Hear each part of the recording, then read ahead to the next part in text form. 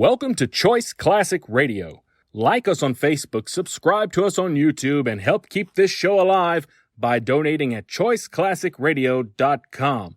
For more of your favorite old-time radio shows, join us on our companion podcast, Choice Classic Radio, Mystery, Suspense, Dramas, and Horrors, where we bring to you the most mysterious tales that the golden age of radio had to offer. And now, with over 167 episodes broadcast on NBC Radio from 1949 to 1953, we bring to you Dangerous Assignment. Wheaties presents Dangerous Assignment.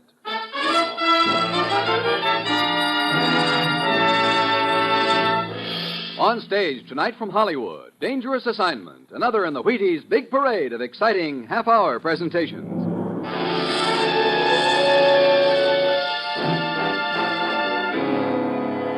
Dangerous Assignment, starring Brian Donlevy as Steve Mitchell.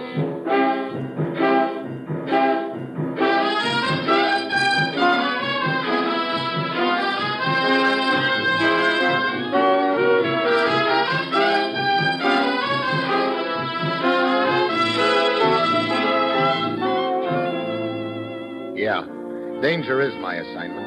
I get sent to a lot of places I can't even pronounce. They all spell the same thing, though, trouble.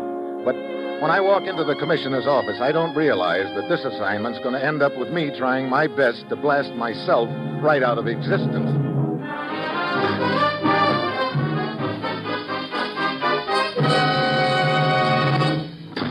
Good morning, Commissioner. Good morning, Steve.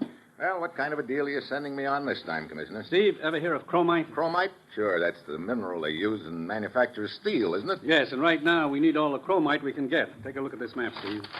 See this small country in the Balkan area? Yep. There's a large chromite mine there near the small village of Dravna, up in the mountains near the border, right beside this pass into the next country. These two countries, incidentally, are pretty unfriendly right now. Oh, great. One of those deals, huh? Yes, but the point is, we've made an agreement with this small country permitting us to operate that mine. We get chromite, and our money helps put them back on their feet. Oh, sounds like a cozy little arrangement. It was, until things started happening recently. What kind of things? In the last week, 2 mine workers have been found hanging at the end of a chain. Oh, sounds like somebody doesn't want us to operate that mine, Commissioner. Steve, there's more to this story than I've told you, but I want you to hear it firsthand. Who from? A man named Getnick. He's the mine foreman, and he's waiting for you in the city of Larno. That's where your plane lands. Now get over there, Steve. Find out who's behind all this and then smash them. We've got to keep that mine operating. Well, that's it. You've got your assignment. Good luck.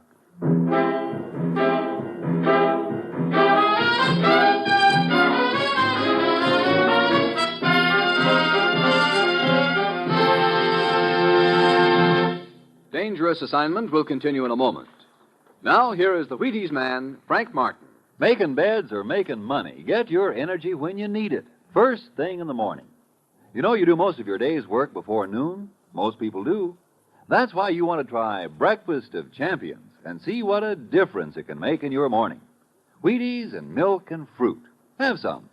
Because here's whole wheat energy to help work go smoother, faster, easier. Here are whole wheat vitamins, minerals, and protein too. Here's generous nourishment, because there's a whole kernel of wheat in every Wheaties flake. Yes, there's a whole kernel of wheat in every Wheaties flake. That's why Wheaties have so much for folks with things to do and places to go.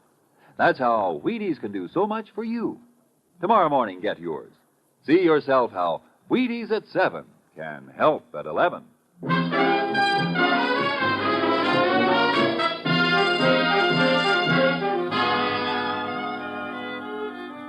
Sure. I've got my assignment. All I have to do is fly to a trouble spot in the Balkans, talk to a mine foreman named Getnick, and find out why a few assorted mine workers are winding up with chains around their necks. I get all the easy ones. Well, it's Tuesday when my plane lands at Larno, and I head for Getnick's house.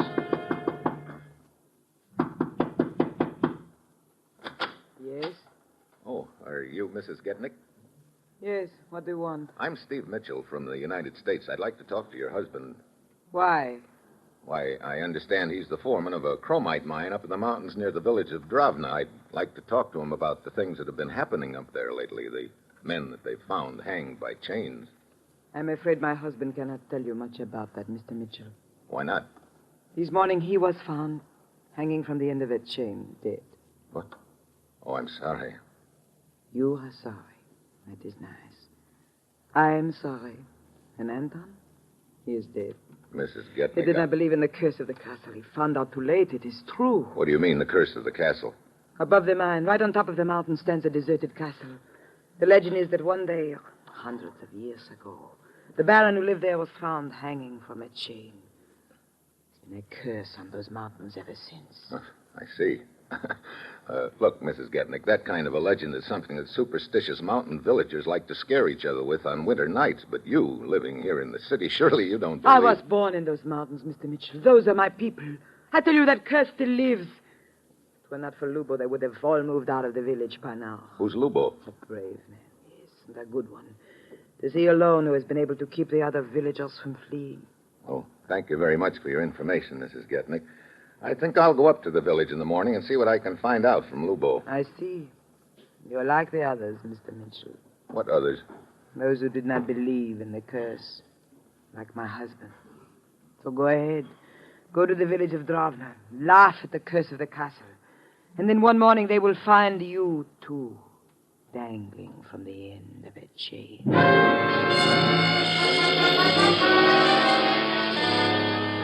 And on that cheerful note, I leave Mrs. Getnick. The next morning, I rent a car and head up through some rolling hills toward the village of Dravna. 2 hours later, I come to the top of a rise. In the distance, perched on top of a mountain peak, I can see the castle and the village below it. I start down the rise, enjoying the peaceful view, and then things stop being peaceful all of a sudden. The shot blows out a front tire, and the car starts careening down the grade. I fight for control a few seconds, but I'm getting nowhere. Then I spot a bank, and I plow into it. I dive out of the car and start running across a meadow for cover. There's a clump of trees 100 yards away. If I can make it, I'll be okay. Then another slug kicks up the dust 2 feet ahead of me. I try another direction. Again, a shot ahead of me. I start running back to the car. This time, the slug hits only a foot in front of me. The sniper's got me zeroed in, and by this time, I've got a healthy respect for his aim. So I stand still and wait. Pretty soon, a slender figure starts down the hill toward me, wearing heavy boots and a leather jacket and carrying a rifle with a telescopic sight. Don't move. What? Hey, you're a girl. Don't let that give you confidence. I shoot straighter than most men. You're telling me. What's this all about? Turn around. Look, I've got no longing to be shot in the back. I said turn around. If you don't, you'll get shot in the face. Maybe you'd like that better. Brother, you're a determined little lady, aren't you? Okay, turn around it is. All right. Now, walk. Where to? Straight ahead. You will see where when the time comes. Move.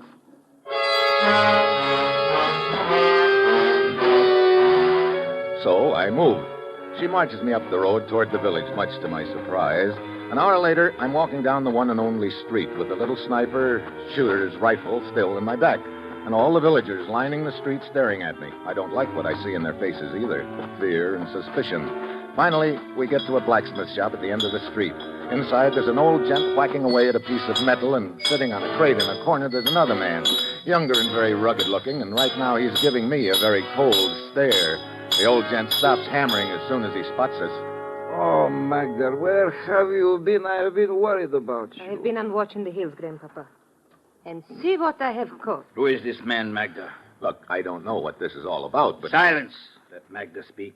He is a stranger, and he was approaching the village. Oh, this is a crime? Brother, you folks are really short on hospitality, aren't you? Evil things have been happening here in our village, stranger. We want to know about everyone who comes here and why. So you send your granddaughter out to have a little target practice, huh? Magda went without my knowledge. My fiancée is devoted to the preservation of our village. Unfortunately, her zeal sometimes is greater than her sense. But, Lubo, you yourself told me that... Wait a minute. She called you Lubo? That is my name. Why? And you're the guy I came here to see. So, who are you? Steve Mitchell. I do not recognize the name. Well, maybe you'll recognize these credentials of mine. You better take a look at them. Yes, indeed, I do recognize them. We owe you an apology for our rudeness. Lubo, I don't understand what... Mr. Mitchell is a representative of the United States, my dear. He's here to help us. I am sorry for the reception Magda gave you, Mitchell. With what has been happening here, our entire village is on edge. Well, no harm done. Only I'd hate to have your fiancée shooting at me if she really meant to hit me. I'll bet you're one guy who'll never step out of line. Please, Yes, I'm afraid I would not last long. But come, Mitchell. We will have a drink, and I will tell you all I can about our trouble.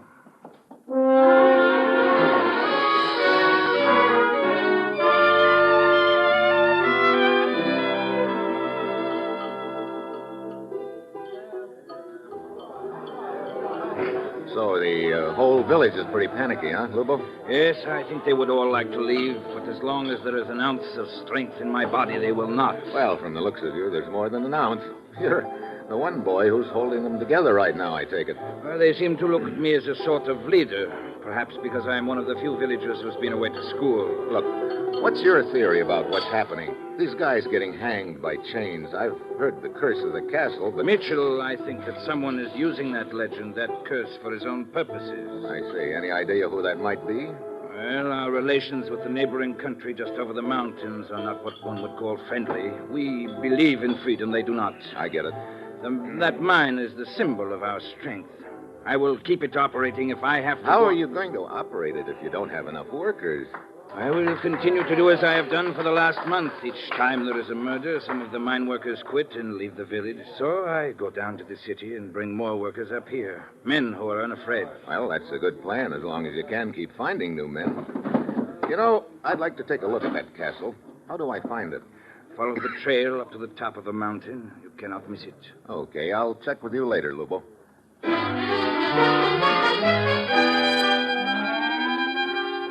I head along the trail up the mountain to the castle. It perches there on the ridge just like a giant vulture overlooking the mountain pass between the two countries. I push open a creaky metal door and go inside. There are cobwebs all around the place, and a couple of bats make passes at my head. From the looks of the place, it isn't hard to see why the villagers think it's haunted. I start outside, then I freeze. There's a faint sound, like a clank of metal. The pleasant picture of me hanging at the end of a chain suddenly flashes through my mind. I try to shake it off. Then I hear the clank again. And this time I know it isn't my imagination. I whirl around, but just then something hard wraps around my throat. I try to get my hands up to it, but I can't. It keeps getting tighter. Everything's swimming in front of my eyes. I try for one more breath, but I don't make it. The floor comes up at me fast and hits me right in the face.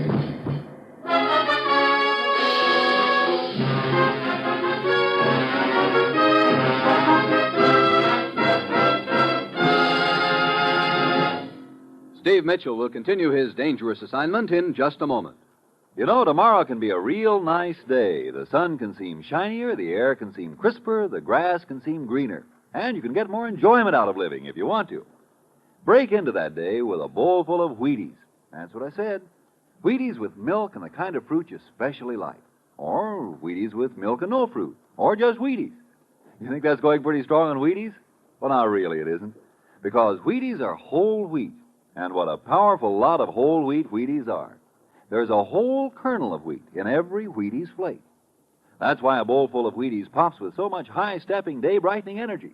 Energy right after you get up from the breakfast table, energy all morning long. Wheaties have it, and it's for you, whole wheat goodness. Of course, you don't have to think about vitamins and minerals when you eat those Wheaties. Just pass that milk, fill that bowl, pull up a spoon, and get Wheaties happy. It's the easiest thing in the world to do, spooning into sunny, whole wheat Wheaties. Try 'em for an awfully nice start on that nicer day I've been talking about. Tomorrow, see for yourself how Wheaties at 7 can help at 11. Breakfast of champions. And that's a promise. Indeed it is.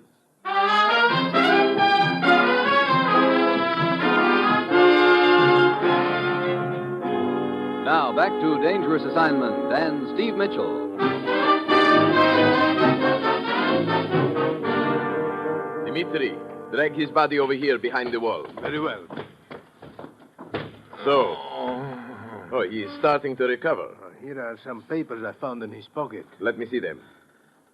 Steve Mitchell, United States agent. What? Dimitri! What? How could we have known in the dark? Oh, my throat. Mr. Mitchell. What? Who are you? Lieutenant Siska of the military. Military? Yes. My men and I are the border patrol here. Wait a minute. Are you the guys who choked me a few minutes ago? A regrettable incident for which I apologize. Oh, great. Not again. Again? You people really make a guy who's trying to help you feel right at home. I am indeed sorry, but You must understand that we are right on the border here, and with this situation as it is, we can take no chances. Everyone found in the vicinity of the pass is under suspicion. Well, instead of half strangling me, you might have fired a shot over my head or something. I'd have been very happy to cooperate. No, a shot fired on the border is not good. From such things as that, an incident can be manufactured. An incident which might be used as an excuse for an attack upon us. But, come. In order to show you hold no grudge against me, please, you must come back to the village and we drink together, huh? You know, that's a real quaint custom you've got in this country. First you half kill a man and then you buy him a drink. Well, I'm in favor of the second part of it anyway. Let's go.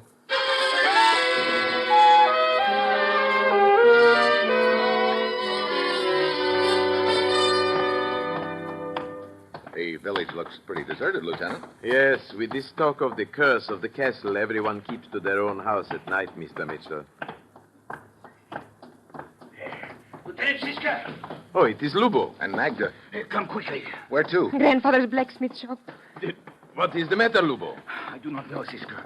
A moment ago, a small boy ran through the street screaming. Screaming what? The blacksmith shop. The blacksmith shop. That's all he said. Here we are. All dark. Hey. What's that sound? Here, I have a flashlight. There. There is no one here. There is Grandpapa. Mitchell, look. Overhead. What? Brother. Ooh, hanging from the rafter by a chain. Grandpapa. No, Grandpapa.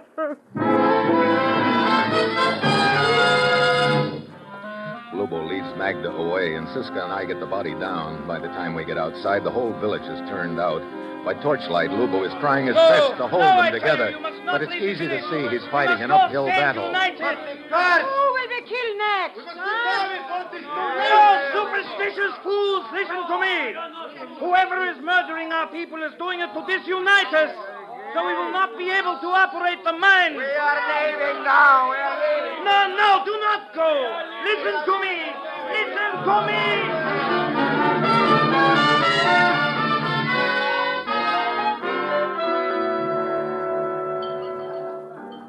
Well, I suppose we are beaten, Mitchell. Most of the villagers took a powder, huh? Yeah, as you saw. How many men do you figure are left in the village?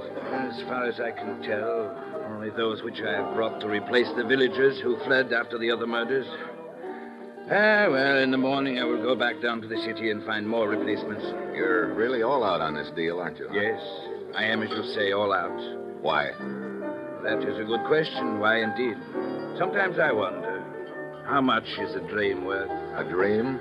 The dream of a small boy who grew up in this village, who saw great possibilities for a happy, peaceful, prosperous life for this village. A boy who went away to study, to learn, then came back here to help make that dream come true. I see. But what is the good of burdening you with my dreams? I want to go Lubo! on... Mr. Mitchell. Oh, Lieutenant Siska, what's the matter? Trouble. What could be more trouble than we have already had, Siska? This. One of my men just returned from across the border on a scouting mission. He reports a large column of troops heading toward the pass. What? Yes. Yes, they should reach their entrance to the pass in 2 hours. And further, he says they are setting up artillery at the foot of the mountain on their side. The thing we have all feared has happened at last. We will be attacked, invaded. No. We may be attacked, yes, but invaded, no. Have you radioed the colonel in the city, Siska? Yes, just now. He is dispatching a brigade of troops. They should arrive shortly after dawn. Then I will round up what men and weapons there are in the village. We will try to hold the pass and the castle against the enemy until our troops arrive.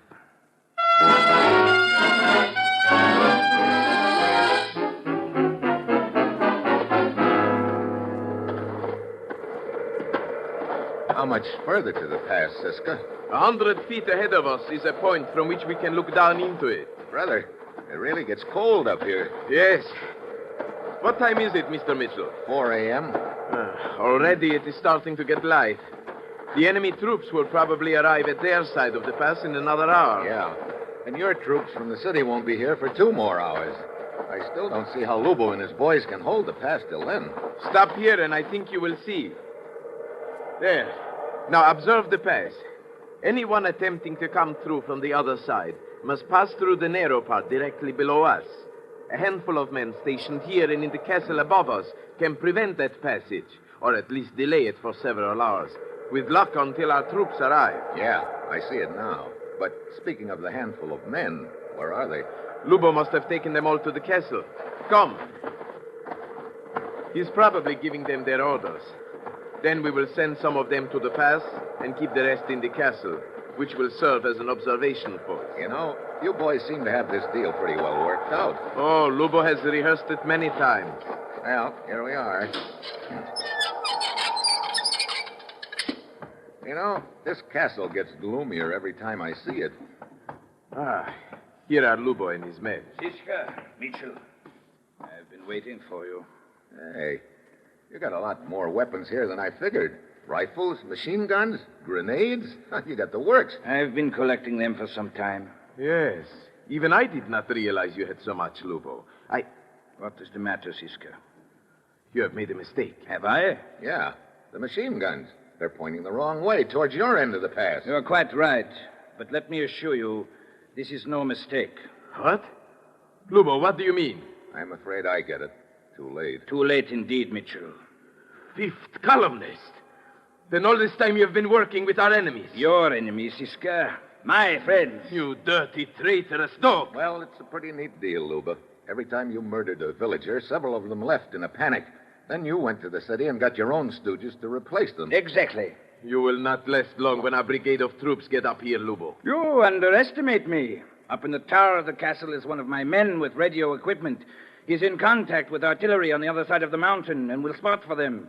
As your troops pass, Siska, they will be cut to pieces by artillery fire. Got it all figured out, haven't you, Luba? Completely, even to the fate of Siska and yourself. What do you mean? Observe the 2 lengths of chain on the floor near you. After you have had the dubious pleasure of watching a complete victory for my cause, both of you will be hanged from those chains. The curse of the castle, you know. Quite fitting, isn't it, gentlemen?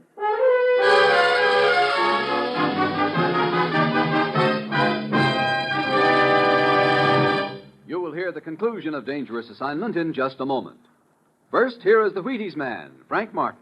If you're a mother or a father with a warm spot in your heart for pink-cheeked, happy-eyed youngsters, here's something you should know. Good food builds good health, and Wheaties are good food.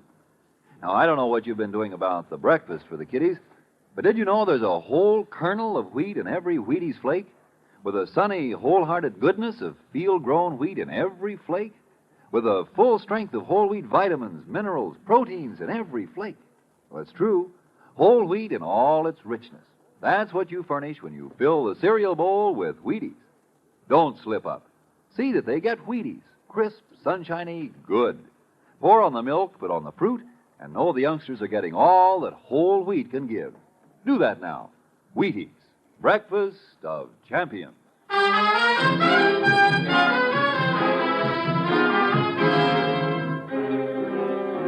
Well, along about now, I'm looking like a real poor insurance risk.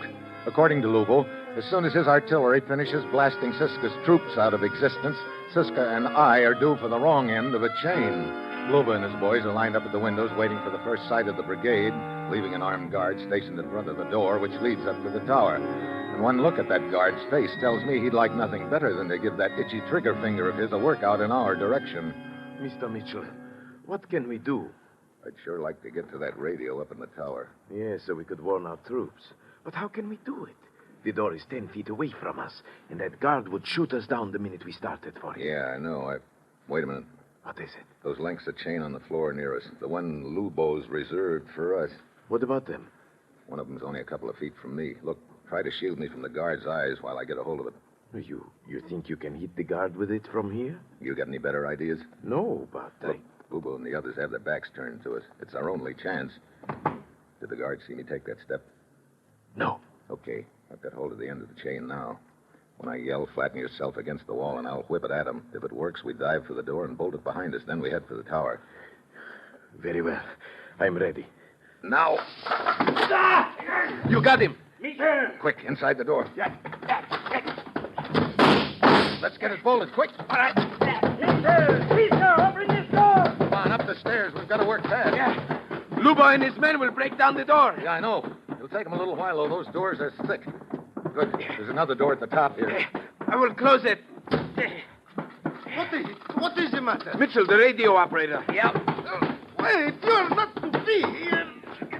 Hand over that walkie-talkie, Buster. No. Maybe this hammerlock will convince you. No. Stop. That's better. Now we can warn our troops. I got a better idea. What's the code name of your artillery, Buster? Come on, open up before your arm turns into a pretzel. Stop. This valley. Valley, huh? Okay, what's Lubo's code name? Hilltop. Please, my arm. Okay. Now! Mitchell, he's trying to smash the walkie-talkie. Yeah, I got him. Oh. Okay, get on that walkie-talkie and call the artillery. Use the code names Valley and Hilltop. I don't understand. You will. Very well. Hilltop to Valley. Hilltop to Valley. Over. Valley to Hilltop. Go ahead. Now what? They've probably already got an initial range and deflection set on the guns. Tell them to fire one salvo. What? That's right. I want to see where it lands. Oh, I hope you know what you are doing, Mr. So do Mitchell. I. Hilltop to Valley. Fire one salvo at initial setting. Listen, Lobo and his boys must have broken down the first door. They're heading up the stairs. Yes. Hey, girl, open up! I'm sorry, Lobo. What are you doing in there? There's your answer, Lobo. The salvo landed just below the pass on our side. Okay. Give him this correction, Siska. Down 1,000 yards, left about 3 mills. Down 1,000, left 3. Oh, Mr. Mitchell, do you realize what you are doing? Sure, I'm zeroing in that artillery onto this castle. I can hear you, Mitchell. You are just bluffing. Am I? Send the correction, Siska. But we may be killed if the salvo hits the castle. We're going to be dead anyway as soon as they break down that door. This is our only chance to scare them away. Send the correction. Hilltop to Valley. Down 1,000, left 3. Over. Valley to Hilltop. Down 1,000. Left 3. Received. Listen, Luba's heading downstairs. I guess he got it through his head. I wasn't bluffing. Okay, get down on the floor, Siska, and try to shield that walkie-talkie as much as you can. Mitchell, this is insane. You're telling me. But just lying here waiting for the salvo to land. You might try a few prayers while you're waiting. Hold it! Hold on! Mitchell! Mitchell, are you all right? Yeah, just shaking up. I'm going to take a look out the window. Salvo hit the base of the castle, Siska, and it sounds like it hit a few of Lubo's boys, too. Look! There goes Lubo running for that jeep. Yeah, I guess he's the only one that didn't get hit. Mitchell! He's heading for the road which leads down the other side of the mountain. Yeah, and us without even a slingshot. He will get away. Hey, a rifle shot. Lubo is hit. Oh, brother. Right over the side of the mountain. Well, I guess that's the end of Lubo. Yes, but where did the shot come from? Look, kneeling beside the pass down there. There's your answer. Why, it is Magda. Yeah, Lubo's girl. Or I should say ex-girl. Looks like she finally tumbled to him. Yes, he killed her grandfather and betrayed her country. She killed him. Pretty fitting. But Mr. Mitchell, we're not out of trouble yet. Well, I think with us spotting for that artillery, there's not much chance that they'll hit your troops. Matter of fact, if you wanted to be real cruel about it, you might arrange to have them drop a few shells on their own troops. I think that'd slow up the advance until your boys get to the pass. Yes, I think that might be arranged. So, the traitor Lubo did not have the victory he planned. No, I guess not. You see, Lubo thought he had everything figured out, but he ran into one thing nobody can figure out. You mean your strategy? No, I mean a woman.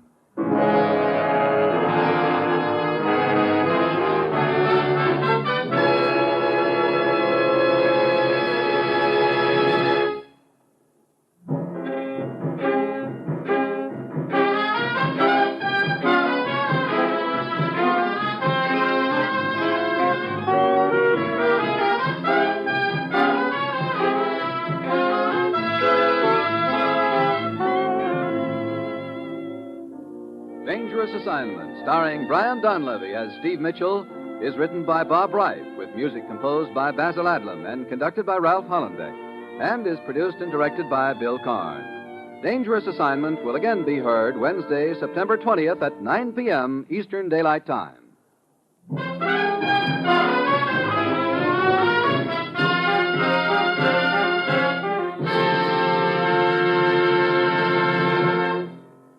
Dangerous Assignment came to you from Hollywood. Gildersleeves here with more good times on NBC.